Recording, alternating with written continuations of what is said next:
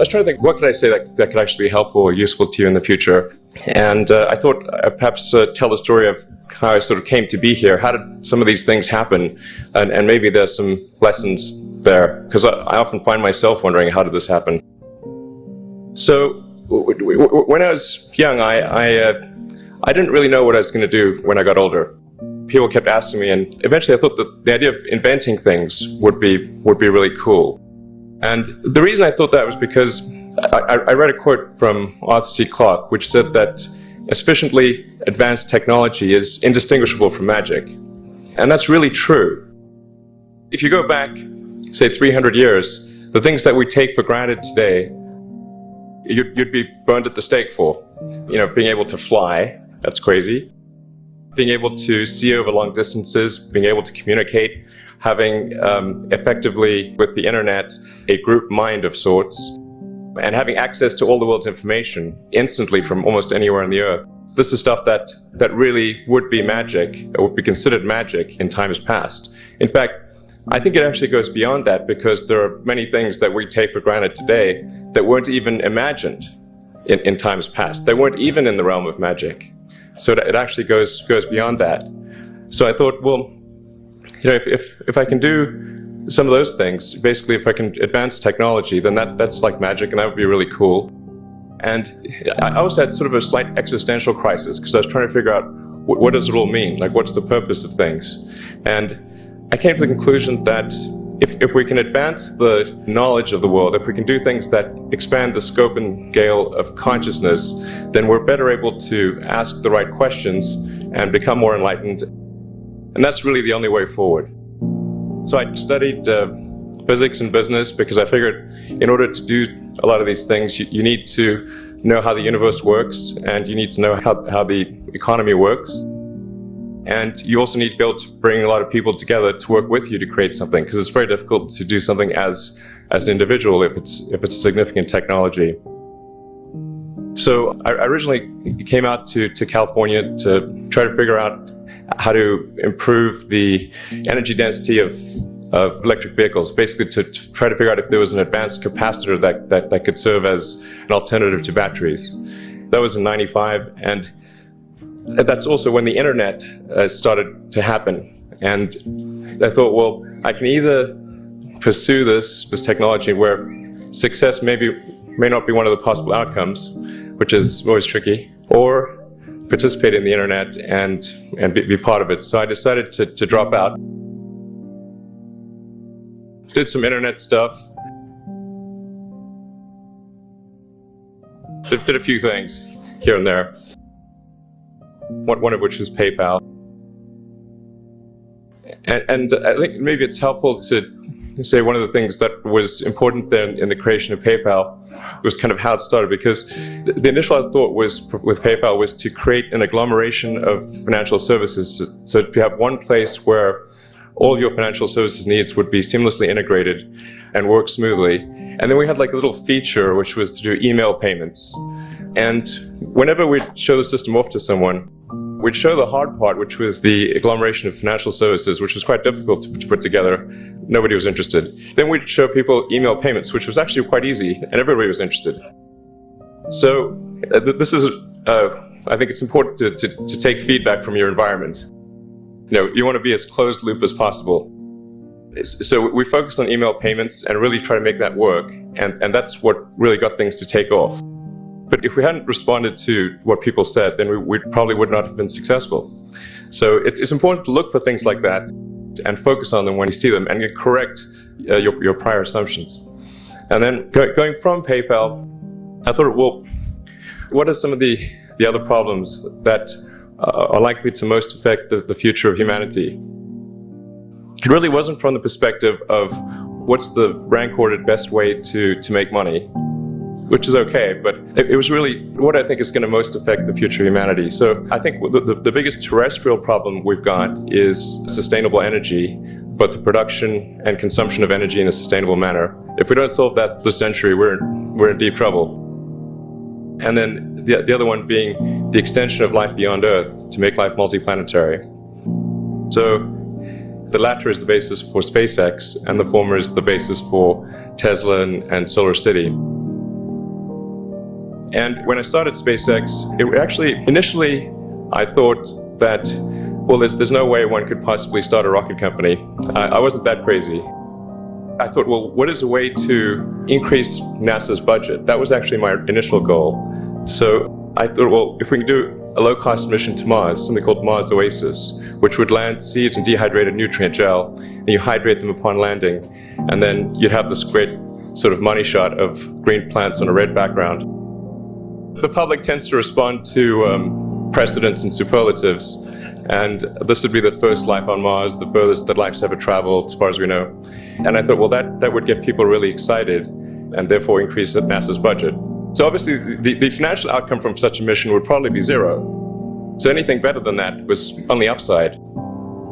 So I actually went to Russia 3 times to look at buying a refurbished ICBM, because that was the best deal. And I can tell you it was very weird going there in late 2001, 2002, going to the Russian rocket forces and saying, I'd like to buy 2 of your biggest rockets, but you can keep the nuke. That's a lot more. They thought I was crazy, but I did have money, so that was okay. After making several trips to Russia, I came to the conclusion that actually my initial impression was wrong, because my initial thought was, well, that there's not enough will to explore and expand beyond Earth and have a Mars base and that kind of thing. But I came to the conclusion that that was wrong. In fact, there's plenty of will, particularly in the United States, because the United States is a nation of explorers, of people who came here from other parts of the world. And I think the United States is really a distillation of the spirit of human exploration. But if people think it's impossible, or it's going to completely break the federal budget, then they're not going to do it. So after my 3rd trip, I said, okay, well, what we really need to do here is try to solve the space transport problem. And started SpaceX. And this was against the advice of pretty much everyone I talked to. One friend made me sit down and watch a bunch of videos of rockets blowing up. Let me tell you, he wasn't far wrong. It was tough going there in the beginning, because I'd never built anything physical. I mean, I'd built like little model rockets as a kid and that kind of thing, but I'd never had a company that built anything physical. So I had to kind of figure out how to do all these things and bring together the right team of people. And so we did all that and then failed 3 times. It was tough going. Because the thing about a rocket is the passing grade is 100%. And you don't get to actually test the rocket in the real environment that it's going to be in. So I think the best analogy for rocket engineering is like if you want to create a really complicated bit of software, you can't run the software as an integrated whole, and you can't run it on the computer it's intended to run on. But the first time you put it all together and run it on that computer, it must run with no bugs. That's basically the essence of it. So we missed the mark there. The first launch, I was picking up bits of rocket near the launch site. It was a bit sad. But we learned with each successive flight, and were able to, eventually with the 4th flight in 2008, reach orbit.